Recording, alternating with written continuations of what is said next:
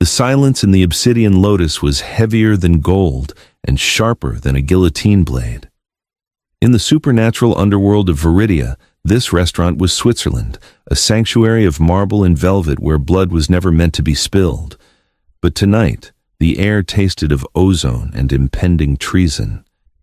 Kalen Shadow, the Alpha King whose name made grown wolves tremble, sat alone in booth 42, nursing a bourbon that did nothing to numb the knife twisted in his back. He didn't see the assassins yet, but he felt them.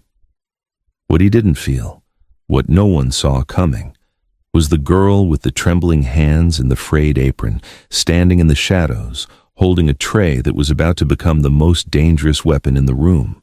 Felicity Rain had mastered the art of being invisible. In a world dominated by apex predators, high-ranking warlocks, and alphas with egos large enough to crush buildings, being a 22-year-old Omega without a pack was a death sentence, or, at the very least, a life sentence of servitude. Her survival strategy was simple: eyes down, mouth shut, feet moving. The Obsidian Lotus was the kind of establishment that charged 500 credits for a plate of seared venison. The lighting was low, the jazz was smooth, and the clientele could kill you with a snap of their fingers. Felicity adjusted her apron, wincing as the rough fabric rubbed against the fresh bruise on her hip, a parting gift from her landlord for being 2 days late on rent. "Table 42 needs a refill," the floor manager, a oily beta named Merrick, hissed into her ear. "And don't make eye contact. It's him." He didn't need to say the name. Everyone knew who sat in 42. Kalen Shadow, the Alpha King of the Northern Territories. The Shadow Wolf. Rumor had it he had decimated the Southern Rebellion single-handedly 3 years ago. Rumor also said he had a heart of cold iron and blood that ran with ice. Felicity swallowed the lump of fear in her throat, picked up the crystal decanter of bourbon, and moved across the plush carpet. She moved with a strange, fluid grace, a necessity of her job, she told herself, though deep down, she knew it was something else. A hum in her veins that she had spent her entire life suppressing. When she reached the booth, the aura coming off the man was suffocating. It wasn't the boisterous, aggressive pressure of a typical alpha. It was a gravitational pull, a black hole of power that threatened to crush her lungs.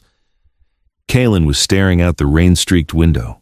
He wore a charcoal suit that cost more than Felicity would earn in a decade, the top button of his shirt undone to reveal a sliver of tanned skin and the edge of a jagged scar. His hair was the color of midnight, falling messily over eyes that were currently closed. "Refill, sir?" Felicity whispered, her voice barely audible over the clinking of silverware from nearby tables. Kalen's eyes snapped open. They were gray, storm-cloud gray, swirling with flecks of gold.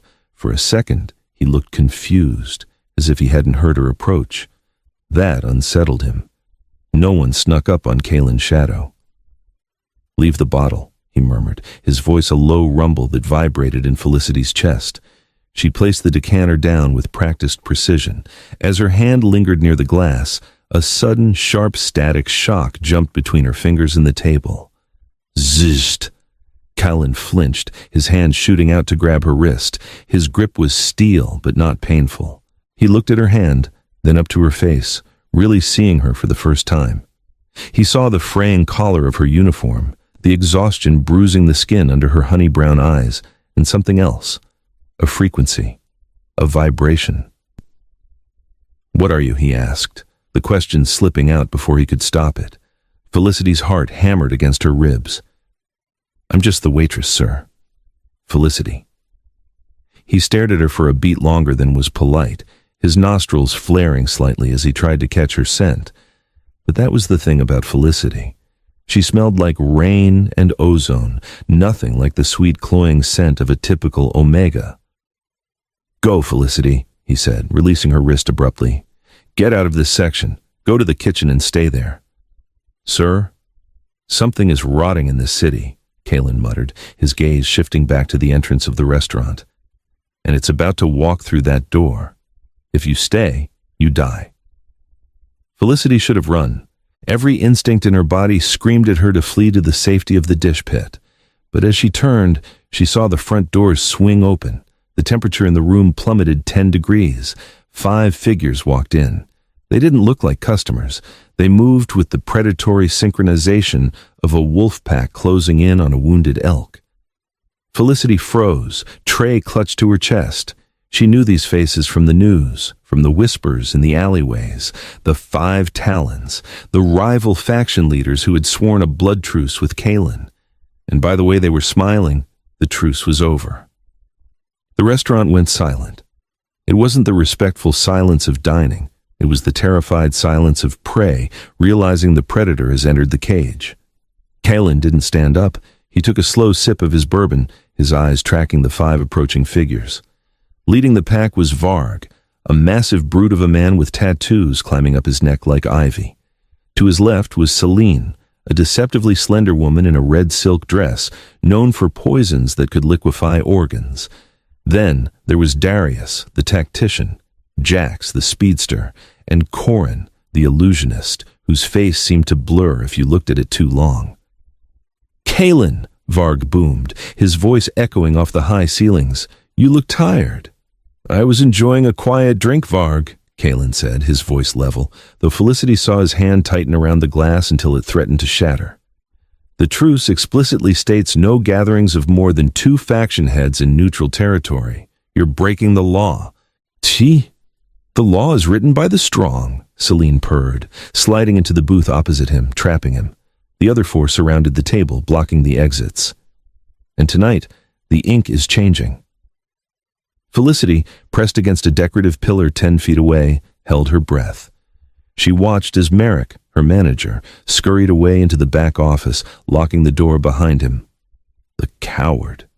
He knew this was happening. He had left her out here. "You think 5 is enough?" Kaelin asked, a dark smirk playing on his lips. "You could bring 50, and the result would be the same." "Arrogance," Darius said, adjusting his glasses. "Typical alpha behavior. But we didn't come to fight fair, King." Celine placed a hand on the table. A faint green mist began to curl from her fingertips, seeping into the tablecloth towards Kaelin's drink. It wasn't just poison. It was wolfsbane concentrate mixed with a magic dampener. Kaelin stiffened. He tried to stand, but his legs gave way. He slumped back into the leather seat, a growl tearing from his throat. "My drink?" Kaelin realized, looking at the bourbon Felicity had just refilled. But it wasn't the refill, it was the glass. They had gotten to the glassware before he even sat down. "Gravity anchor," Darius explained coldly. "Mixed with a neural toxin. You currently weigh about 3 tons to yourself, Kaelin. You can't shift. You can't summon the shadows. You are just a man." "A dead man," Varg laughed, drawing a serrated combat knife from his belt. The patrons of the Obsidian Lotus were scrambling now, overturning tables to flee or hiding beneath them. But the 5 Talons ignored them. Their prize was the king. Kaelin's vision blurred. The pain was excruciating, like molten lead pouring through his veins. He looked up, his pride refusing to let him beg. He saw the gleam of Varg's knife. He saw the cruel smile on Celine's lips. And in the periphery, he saw the waitress, the girl with the rain scent. She hadn't run. Why hadn't she run? "Run, you fool," Kaelin commanded mentally, though he couldn't form the words. Felicity watched the knife rise. She saw the helplessness in the Alpha King's eyes, a look that shouldn't belong to a god of the underworld. It was a look she knew well. It was the look of the weak being crushed by the strong. It was the look she saw in the mirror every day. Something inside her, a dormant gear that had been rusted shut by years of fear, suddenly clicked into place. The world slowed down. Literally. For Felicity, the screaming patrons became low drones. The falling glass from an overturned table hung in midair, spinning lazily. She focused on Varg's arm. She saw the muscular tension, the trajectory of the blade. She saw the flaw in his stance. She didn't think. She didn't analyze. She just resonated. "Hey!" Felicity shouted. The word didn't just come out of her mouth. It erupted like a shock wave. The 5 rivals turned, stunned that a serving girl would dare interrupt an assassination. "I haven't cleared that table yet," Felicity said, her voice trembling, but her eyes burning with a strange violet luminescence. Varg sneered. "Get lost, little Omega, or I'll gut you first." He turned back to Kaylin and brought the knife down. The knife never reached Kaylin's throat. Felicity moved. To the onlookers, it was a blur. 1 second she was by the pillar, the next she was sliding across the marble floor on her knees, the silver serving tray in her hand spinning like a discus. She didn't aim for Varg, she aimed for the space between. The edge of the heavy silver tray struck the exact pressure point on Varg's ulnar nerve, the funny bone, but amplified by 1,000. Crack! It sounded like a gunshot. Varg howled, dropping the knife as his arm went completely numb, swinging uselessly at his side. The tray ricocheted off his elbow, hit the wall, and caught the returning angle to smack Jax, the speedster, directly in the throat, just as he tried to rush her. Silence returned to the room, but this time, it was the silence of absolute shock. Kaylin, fighting through the paralysis, stared at the girl. She had placed herself between him and 5 of the deadliest killers in the city. She held no weapon, just her serving tray, now dented. "You," Varg wheezed, clutching his dead arm. "You made a mistake, girl." "Leave him alone," Felicity said. Her heart was beating so fast she thought she might pass out, but the strange energy, the resonance, was singing in her blood. She could see lines of stress in everything, the structural weakness in the table, the brittle point in Seleni's heel, the frequency of the illusion protecting Corin. "Kill her," Darius ordered, bored. Jax recovered first. He was a speed wolf, faster than the eye could track. He vanished, reappearing behind Felicity, claws extended to shred her spine. "Behind you!" Kaylin roared, forcing his paralyzed body to lunge. But he was too slow. Felicity didn't turn around. She didn't need to. She felt the disturbance in the air currents. She felt the vibration of Jax's intent. She simply dropped to the floor, flat on her back. Jax's claws swiped through empty air where her neck had been. As she fell, Felicity kicked upward. It wasn't a martial arts kick. She had no training. It was pure physics. Her heel connected with the exact center of gravity of the charging wolf. Jax's momentum was used against him. He flew over her, crashing spectacularly into the buffet table, burying himself in a mountain of shrimp and shattered ice. Felicity scrambled back to her feet, panting, 2 down, 3 to go. She's reading our movements, Corin whispered, his illusion wavering. "That's impossible. She's an Omega. They don't have combat aura." "She's not fighting," Kaylin rasped, finally managing to pull himself to a sitting position, his gray eyes locked on Felicity's back. "She's calculating," Selene hissed, her beautiful face twisting into a mask of rage. "Enough of this circus." She raised both hands, and the shadows in the room began to writhe, turning into poisonous vipers composed of dark magic. They slithered across the floor, aiming for Felicity's ankles. Felicity panicked. She could hit a solid object. She could calculate a trajectory, but she couldn't hit smoke and magic. "I can't stop that," she cried out, backing up until she bumped into Kaylin's knees. Kaylin reached out, his hand trembling, and grabbed the hem of her apron. "Lend me," he grit his teeth, sweat pouring down his face. "Lend me your frequency." "What?" "You're a resonator," Kaylin groaned. "It's a myth, but you are one. Don't fight the magic, disrupt it. Scream, Felicity, scream with your soul." The shadow vipers lunged. Felicity closed her eyes. She thought of the landlord who bruised her. She thought of Merrick locking the door. She thought of a lifetime of being told she was nothing, that she was weak, that she was meant to serve. She opened her mouth and let out a sound. It wasn't a scream. It was a hum, a high-pitched harmonic note that humans couldn't hear, but wolves felt in their teeth. The sound wave hit the shadow vipers. They didn't just stop. They disintegrated. The harmonic frequency shattered the magical construct holding them together. The shadows burst into harmless gray smoke. The force of the sound wave kept going. It hit the windows of the restaurant, shattering every pane of glass instantly. It hit the expensive chandelier, bringing it crashing down between the rivals in the booth. Dust and diamond crystals filled the air. When the dust settled, the rivals were scrambling back, covering their ears, bleeding from their noses. The frequency had scrambled their equilibrium. Felicity stood amidst the wreckage, her apron torn, her hair wild. She looked at her hands, trembling violently. I did that? Kalen forced himself to stand, using the table for support. The disruption had shaken the neural toxin in his system just enough to give him mobility. He towered over her, his shadow finally returning, wrapping around him like a cloak of darkness. He placed a heavy hand on her shoulder. The heat of him was intense.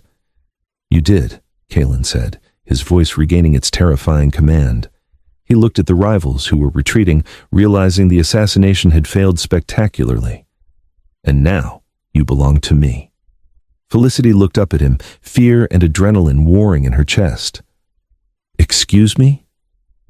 "You just declared war on the 5 Talons," Kalen said, a dark, possessive light igniting in his eyes. "You saved the king. There is no going back to waiting tables, Felicity Rain. You're in the game now." As sirens wailed in the distance and the 5 Talons fled into the night, Felicity realized with a sinking feeling that her invisible life was over. She had just stepped into the spotlight, and the King of Shadows wasn't letting her go. The ride to Kalen's stronghold was a blur of neon city lights and suffocating silence, punctuated only by the rhythmic thump-thump of tires on wet asphalt. Felicity sat in the back of a sleek, armored limousine that had materialized from the alleyway shadows moments after the restaurant incident. The interior smelled of expensive leather and old scotch, a masculine, woody scent that was overwhelmingly him. Kalen Shadow sat opposite her, nursing a glass of amber liquid that definitely wasn't poisoned this time. He watched her with an intensity that made her skin prickle, his gray eyes tracking every shiver, every nervous twitch of her hands. He had discarded his ruined jacket, and the white dress shirt beneath was stained with dust and specks of blood, none of it his. "Stop shaking," Kalen commanded softly. It wasn't a rebuke. It sounded almost like concern, though wrapped in layers of iron command. "I just attacked 5 faction leaders with a serving tray," Felicity whispered, staring at her hands. They looked the same, calloused from dishwater and scrubbing, nails cut short and practical, but she felt the hum beneath the skin now, a low-frequency vibration that synced with the engine of the car. It was like she had swallowed a tuning fork that wouldn't stop ringing. "I'm a dead woman. They'll kill me. Then they'll kill my landlord, my cat, everyone I've ever said hello to." "You are the safest person in Viridia right now," Kalen corrected, leaning forward. The motion brought him into the pool of light from the street lamps outside, highlighting the sharp angles of his jaw. "Because you are with me, and I do not lose what is mine." The possessiveness in his voice made her breath hitch. "Yours? I'm an employee of the Obsidian Lotus. I have a shift tomorrow." Kalen let out a short, dark laugh. "You think you can go back to pouring wine after shattering a containment spell with your voice? You're not a waitress anymore, Felicity. You're an anomaly on the board, a piece that just took 5 kings in one move." The car swept up a winding private road, entering the district known as High Tower. The atmosphere shifted palpably here. The chaotic, grime-streaked energy of the lower city faded, replaced by a cold, oppressive grandeur. The buildings here scraped the clouds, made of black glass and steel that seemed to absorb the moonlight. This was Alpha territory. No Omega without a collar or a high-ranking patron was allowed here. The air pressure was heavier, saturated with the territorial auras of the city's elite. They arrived at the base of the Shadow Spire, a monolith of obsidian stone that spiraled upward like a jagged claw piercing the sky. As the car stopped, Felicity looked up and felt a wave of dizziness. The building wasn't just metal and stone, it was alive. She could hear it, a deep resonant groaning of steel beams under tension, the hum of magical wards woven into the foundation. "It's singing," she murmured, stepping out of the car. Kalen paused, looking at her with renewed interest. "Most people just feel the intimidation wards. You hear the architecture?" It sounds like it's in pain, she admitted, rubbing her temples, like it's holding too much weight. Fitting, Kalen muttered. He placed a hand on the small of her back to guide her inside. The heat of his palms seared through her thin uniform, grounding her. Welcome to my home. The elevator ride to the penthouse took a full minute. When the doors finally slid open, Felicity stepped into a world of luxury she had only seen in glossy magazines found in the trash. The penthouse was a cavernous space of minimalist design, charcoal slate floors, walls of glass overlooking the sprawling rain-soaked city, and furniture that looked more like modern art than comfort. Seats, sit, Kalen said, pointing to a velvet sofa that faced the storm-lashed window. He walked to a wet bar and poured a glass of water, placing it in front of her. Drink. Using resonance burns calories faster than shifting. Your body is likely in shock. Felicity took the glass, the water sloshing over the rim because her hands were trembling so violently. You called me a resonator back there. What does that mean? I've never heard of it. Kalen loosened his tie, tossing it onto a chair. He rolled up his sleeves, revealing forearms corded with muscle and marked with faint silvery scars, runes of binding, she realized. He looked less like a king now, and more like a warrior catching his breath after a siege. It's a myth, Kalen said, leaning against the heavy oak desk, crossing his arms. Ancient history. Before the Pax divided the city, before warlocks monetized magic into corporations, there were resonators. They weren't strong in the traditional sense. They couldn't punch through walls or throw fireballs. They were, adjusters. He walked over to her, crouching down so they were eye level. The proximity took Felicity's breath away. He smelled of rain, cedar, and raw, leashed power, the scent of a storm about to break. You saw the structural weakness in Varg's arm, didn't you? He asked, his voice low and compelling. You didn't guess. You saw it. I saw a line, Felicity admitted, her voice barely a whisper. A jagged red line. It looked like a crack in a windshield. I just knew if I hit it, the glass would shatter. It felt logical. That is resonance, Kalen murmured, his gaze dropping to her lips for a fraction of a second before snapping back to her eyes. You see the flaws in creation, the breaking points. The universe is composed of vibrations, Felicity. Everything has a frequency. If you can match it or disrupt it, you can break anything. It makes you the ultimate weapon and the ultimate target. Biznia, I don't want to be a weapon, she said, her voice rising with panic. I just want to pay my rent. I want to be invisible again. You have no home to go back to, Kalen said brutally. Not anymore. Varg will burn your apartment building to the ground just to spite you. Selene will poison the water supply of your block. You are in the game now, Omega, and the only way you survive is if you stay here, with me. As your prisoner? Felicity challenged, surprise giving way to a spark of anger. Kylan's eyes darkened, the gold flecks swirling like molten coin. He reached out, his thumb brushing her jawline. The touch sent a jolt of electricity through her that had nothing to do with magic, a primal recognition that made her inner wolf, usually so dormant, lift its head. As my partner, he corrected, I can protect you, but you can help me break them, all of them. We can rewrite the laws that keep people like you under the boot of people like Varg. 2 days passed in the Shadow Spire, and for Felicity, it was a strange purgatory of luxury and fear. She was given a guest suite larger than her entire apartment building, with a bathroom that featured a tub deep enough to swim in. The closet was filled with clothes that fit perfectly. Silks, cashmeres, soft wools, all in shades of gray, black, and deep violet. Kalen's colors. It was a subtle claim, a branding without a mark. She didn't see much of the king. He was constantly in meetings, his voice booming from the study down the hall as he managed the fallout of the restaurant attack. War was brewing. The truce was officially dead, and the city was holding its breath. Left alone, Felicity tried to understand what was happening to her. She practiced in her room. She stared at a crystal vase on the mantelpiece, squinting until her vision shifted. It wasn't about looking harder.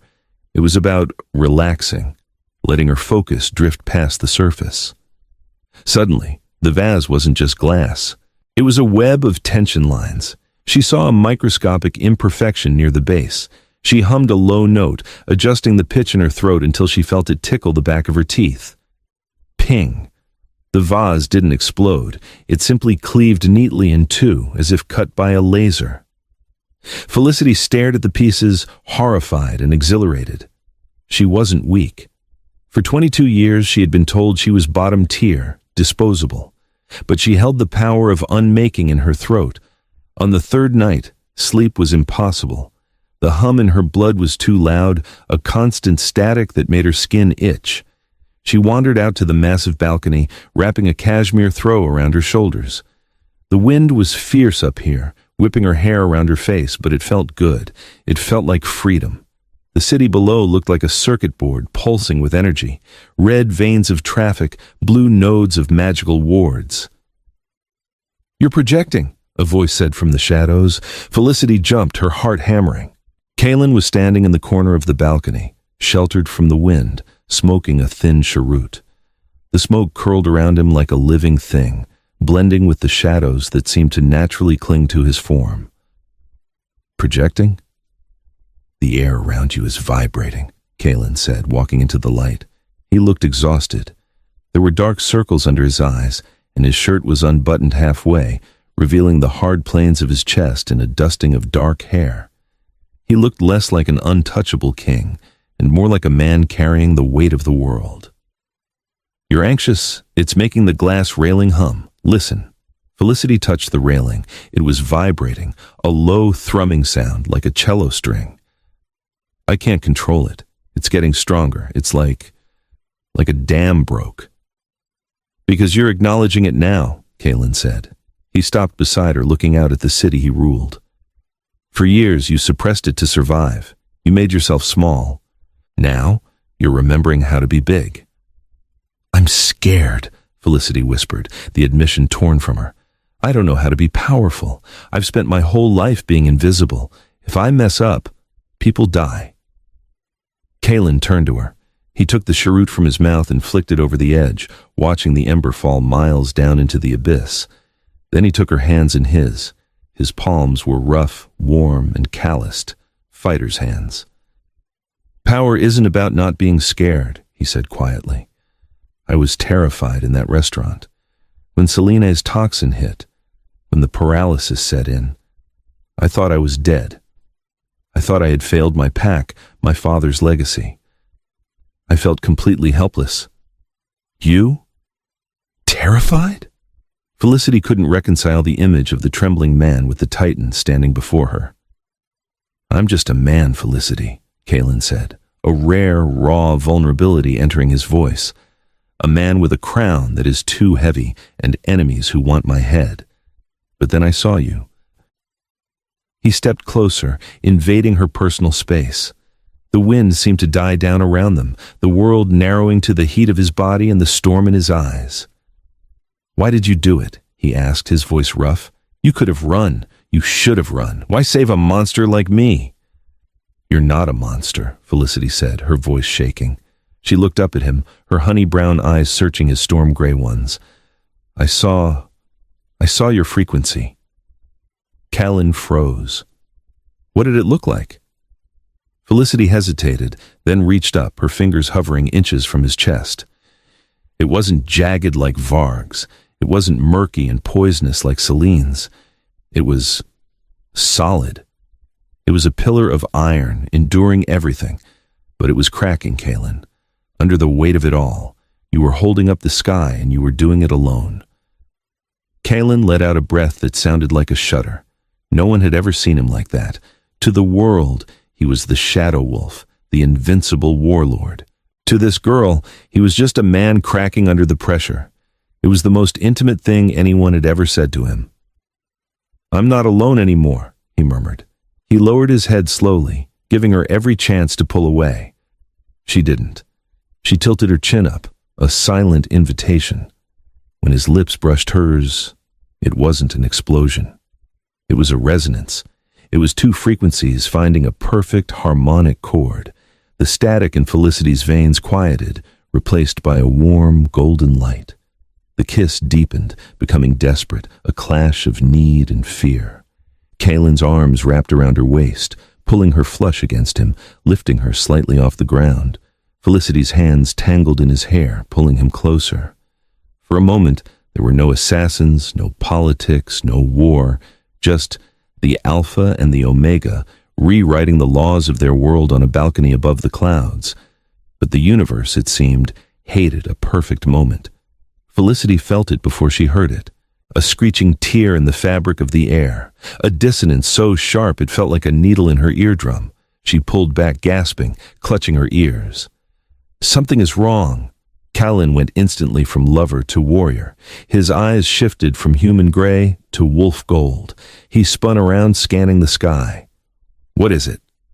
A frequency, Felicity said, her knees buckling from the intensity of the sound. It hurts. It's screaming, incoming, high velocity. The explosion didn't come from the ground. It came from the sky. A tactical drone, cloaked in Corrin's advanced illusion magic, had bypassed the building's thermal sensors and detonated against the reinforced glass of the penthouse. The windows, the ones that were supposed to be able to withstand a rocket launcher, shattered inward. Callan tackled Felicity, throwing his massive body over hers as a wave of fire, pressure, and razor-sharp glass swept over them. They slid across the marble floor, Callan taking the brunt of the impact, shrapnel tearing into his back. "Move!" Callan roared, hauling her to her feet. Blood was streaming down his face from a cut on his forehead, making him look demonic. The safe room. The penthouse was instantly filling with black acrid smoke. Alarms blared, a deafening cacophony. Through the gaping hole in the wall, 3 figures descended on repelling lines, silhouetted against the stormy sky like spiders. They wore sleek tactical armor, their faces obscured by digital masks that shifted with static. Mercenaries. The Black Squad, highly paid, highly dangerous, and known for leaving no witnesses. "Get to the hallway," Callan ordered, drawing a heavy handgun from a concealed holster in the sofa. He fired 2 shots with terrifying precision. One mercenary dropped mid-air, the line snapping. The other 2 landed, rolling into cover behind the overturned furniture, returning fire with silent submachine guns. Bullets chewed up the expensive slate floor. "I'm not leaving you," Felicity coughed, the smoke stinging her eyes. "This isn't a debate," Callan snapped, shoving her toward the heavy oak door. "Go! The secondary shields are failing." He turned back to engage the intruders, shadows peeling off the walls to aid him. The Shadow King was in his element, a whirlwind of darkness and violence.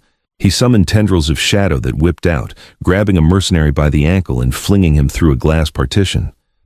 But there were more coming. Another drone buzzed outside, larger this time, its Gatling gun spinning up with a menacing whine. It locked onto Callan's heat signature. Felicity reached the hallway door, but she stopped. She looked back. She saw the second drone hovering, perfectly positioned to turn Callan into a sieve while he was distracted by the ground troops. No. The fear that had paralyzed her for 22 years was gone, burned away by the kiss on the balcony, by the realization that she was not just an Omega. She was a resonator. Felicity turned around and ran back into the chaos. "Felicity!" Callan screamed, seeing her run toward the open, shattered wall. Terror, pure and unadulterated, flashed in his eyes. She didn't stop. She ran straight at the hovering drone outside the broken window, skidding to a halt at the very edge of the precipice. The wind howled, tugging at her clothes, the drop 1,000 feet down into the neon abyss. She looked at the machine. She didn't see metal and wires. She saw the frequency of its guidance system, a tight blue waveform pulsing rapidly, syncing with the operator's signal. She needed to break it, but she couldn't just scream this time. A scream was a blunt instrument. She needed a scalpel. Felicity raised her hand, extending her index finger. She took a deep breath, blocking out the gunfire, the smoke, the shouting. She focused all the hum in her blood, all the vibrating energy of the building, into a single point at the tip of her finger. Snap. She flicked her wrist, mimicking the action of snapping a rubber band. A bolt of concentrated sound, invisible but for the distortion of the air like heat haze, shot from her finger. It hit the drone's central processor. It didn't explode. It just died. The frequency cut out, the connection severed. The drone dropped like a stone, falling silently into the city below. But the effort cost her. Felicity's knees buckled. The resonance took energy, physical stamina she didn't have. She swayed on the edge of the balcony, the wind threatening to tip her over. A mercenary popped up from behind the kitchen island, aiming a rifle at her exposed back. "Felicity, down!" Callan moved faster than sound. He shifted. It was the first time she had seen it up close. The transition was visceral, a cracking of bones and tearing of clothes. One moment he was a man, the next he was a massive midnight black wolf with eyes of burning gold. He was easily the size of a pony, a creature of nightmare and legend. The wolf leaped across the room, a streak of shadow. He slammed into the mercenary, jaws clamping down on the man's armored shoulder, crushing the Kevlar like tin foil. He tossed the man aside with a savage shake of his head and skidded to a halt in front of Felicity, placing his massive body between her and the room. He growled, a sound that vibrated in her very bones. It was a promise of death to anyone who touched her. More mercenaries were rappelling down. The sky was filled with them. This wasn't an assassination attempt, it was an invasion. The 5 Talons had pooled their resources to take the king off the board. Callan shifted back naked from the waist up, panting heavily. He grabbed Felicity, pulling her away from the edge. His skin was burning hot. "We can't hold the penthouse," he said, his voice ragged. "They've compromised the perimeter. The anti-air defenses are down. We have to go underground." "The sewers?" Felicity asked, grimacing as another explosion shook the floor beneath them. "The catacombs," Callan corrected. "The old king's tunnels. It's a maze beneath the city. Even Darius's tactical maps don't cover it." He led her to a hidden panel in the wall, pressing his bloody hand against a scanner. The wall hissed and slid open to reveal a dark, spiraling staircase that smelled of damp earth and ancient stone. Felicity took one last look at the ruined luxury of the penthouse. The silk curtains were burning, the glass was shattered, her gilded cage was destroyed. "They really want us dead," she whispered, the reality of war settling in. "No," Callan said, ushering her into the darkness and closing the panel behind them, sealing them in the gloom. "They want you. They realized what you did at the restaurant wasn't luck. Varg doesn't just want revenge, he wants the weapon." In the pitch black of the stairwell, Callan's hand found hers. His grip was tight, desperate. "But he can't have you," Callan vowed, his voice echoing in the dark. "I will burn this city to ash before I let them take you." The catacombs of Viridia were not merely tunnels. They were the fossilized veins of a dead god. Or so the legend said. The air here was stale, tasting of iron and centuries of silence, cool against Felicity's flushed skin. Callan leaned heavily on her, his breathing ragged. The shadow wolf was tough, but the shrapnel from the drone and the earlier neural toxin were taking their toll. His usually burning skin felt clammy. "We need to stop," Felicity whispered, her voice echoing too loudly in the narrow stone corridor. They had been descending for an hour, spiraling deeper into the earth where the neon lights of the city couldn't reach. "No," Callan gritted out, stumbling. "Darius. He has maps of the upper levels. We need to get to the hollow, the sanctuary of the first king." "You're bleeding through your shirt," Felicity argued, pulling him toward a recessed alcove where an ancient statue of a weeping wolf stood guard. "Sit. Now." Callan collapsed more than sat, his back sliding down the rough stone. He looked up at her, his eyes glazing over with fever. "You're bossy for an Omega." "I'm not an Omega anymore, remember?" Felicity tore a strip from her ruined apron, the last remnant of her old life, and pressed it against the wound on his shoulder. "I'm what did you call it? An anomaly." "A queen," Callan corrected, his voice slurring slightly. "You commanded the sky to break, and it listened." Felicity checked the wound. It was bad. The metal shard was still embedded, and around it, the flesh was turning a sickly black. Poisoned alloy. The 5 Talons didn't just want him dead, they wanted him to suffer. "I have to get this out," she said, panic rising in her throat. "But I don't have tools. I don't have medicine." "Use the resonance," Callan whispered, gripping her wrist. His hand was trembling. The metal. It has a frequency, separated from the flesh. I can't. I might hurt you. Might hurt. I might tear an artery. Felicity, Kalen said, forcing his eyes to focus on hers. Trust the hum. You see the world as it is. See the invasion in my body. And evict it. Felicity closed her eyes. She took a deep breath, blocking out the drip of water from the ceiling, the thrum of her own fear. She placed her hand over the wound. She didn't look with her eyes. She looked with her senses. There it was, the chaotic, screeching frequency of the poisoned metal jarring against the deep rhythmic drumbeat of Kalen's life force. It was like a dissonant chord in a symphony. She opened her mouth and hummed. It was a low, mournful sound. She matched the pitch of the metal, then, slowly, carefully, raised the vibration. Shh! The shard of metal vibrated. Kalen hissed in pain, arching his back, but he didn't pull away. Felicity focused harder, sweat beading on her forehead. She pushed the frequency, commanding the metal to reject the host. With a wet schluck sound, the shard popped out of the wound, clattering onto the stone floor. Kalen gasped, the relief instant. You did it! Felicity slumped against him, exhausted. I think I hate magic. It's not magic, Kalen murmured, wrapping his good arm around her, pulling her into his chest. It's physics. It's truth. For a moment, in the dark belly of the earth, there was peace. Felicity rested her head on his chest, listening to his heart rate stabilize. She realized then that she wasn't just fighting for survival anymore. She was fighting for him, not the king, but the man who trusted her with his life when he was at his weakest. But the peace was shattered by a sound that made the hair on Felicity's arms stand up. Tap, tap, tap, walking canes. They found us, Kalen whispered, struggling to rise. How? Darius, a voice echoed from the darkness ahead. The lights of the alcove flickered as 5 figures emerged from the gloom. They didn't look tired. They looked like hunters who had finally cornered the stag. Varg was grinning, his arm in a sling but his other hand gripping a massive battle axe. Celine looked pristine, not a hair out of place. Jax was bouncing on his heels, eager. Corin shimmered with illusions. And Darius. Darius held a tracking device that glowed with a sick green light. You can't hide from a tactician, Kalen, Darius said smoothly, adjusting his glasses. I calculated your probable escape routes. This was the only logical path.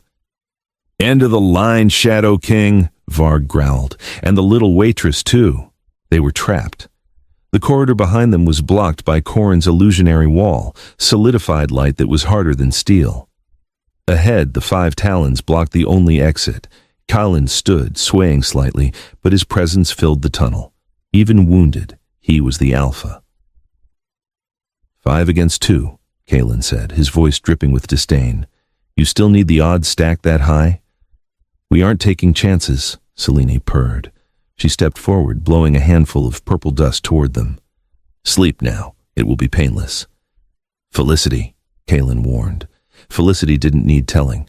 She saw the dust particles. She saw the magical frequency binding them. No, she shouted. The shout was a shock wave. It hit the dust cloud and reversed its polarity. The purple mist stopped in midair, swirled, and then blew back violently into Celine's face.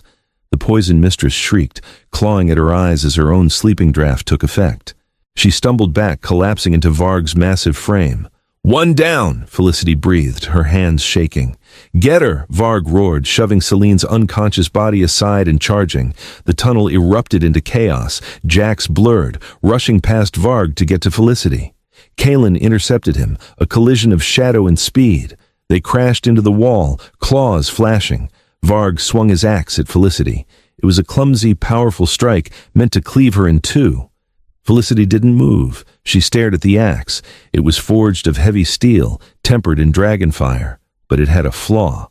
A tiny air bubble in the metal near the handle, a mistake by the blacksmith 100 years ago. She waited until the blade was inches from her face. Then she snapped her fingers, sending a needle-thin bullet of sound into that air bubble. Ping! The axe head shattered into 1,000 pieces. Varg was left holding a wooden stick, looking dumbfounded. What? Felicity stepped in, driving her palm into his chest. She didn't use strength. She used resonance. She matched the frequency of his heartbeat and introduced a counter-rhythm. Varg's eyes rolled back. His heart stuttered, missing a beat, then two. He collapsed, clutching his chest, incapacitated by his own biology fighting itself. "She's a monster," Corin screamed, dropping his illusions to firebolts of pure energy at her. Darius remained calm, watching. Fascinating, she deconstructs reality. Kaelin threw Jax across the tunnel. The Speedwolf hit the stone ceiling and didn't get up. Kaelin was bleeding from new wounds, but he moved to Felicity's side. "Just the tactician and the liar left," Kaelin panted. "I have calculated this," Darius said, pulling a small remote from his pocket. "The ceiling supports, they are unstable." He pressed the button. Explosives rigged to the ancient pillars above them detonated. The world turned into noise and falling rock. The tunnel was collapsing. Darius had chosen to bury them all rather than lose. "Kaelin!" Felicity screamed as a slab of rock the size of a car plummeted toward them. Kaelin didn't try to dodge. He grabbed Felicity and pulled her underneath him, shielding her with his body. He braced his shoulders, catching the falling slab. His knees buckled. The weight of the mountain was on his back. "Go!" Kaelin roared, his muscles tearing under the strain. "Crawl out! Felicity!" "I'm not leaving you!" she cried, scrambling in the dust. The exit was blocked. Darius and Corin had teleported away or shielded themselves. It was just them, in the dark, being crushed. "I can't hold it," Kaelin grunted, blood pouring from his nose. Felicity looked at the rock. It was too heavy. Physics dictated they should die. Screw physics. She placed her hands on the ceiling of the cave. She felt the weight of the earth, millions of tons of rock, dirt, and city above them. It was a cacophony of pressure. "Listen to me!" Felicity screamed at the earth. She didn't just hum this time. She sang, a clear, desperate note that came from the very core of her soul. She wasn't trying to break the rock. She was trying to align it. She poured everything she had into the song, her love for the broken king beneath her, her rage at the system that tried to crush them, her will to survive. The rocks stopped falling. The dust suspended in the air. The massive slab on Kaelin's back became weightless, floating inches above his skin. Felicity's eyes glowed with blinding violet light. She was resonating with the gravity of the planet itself.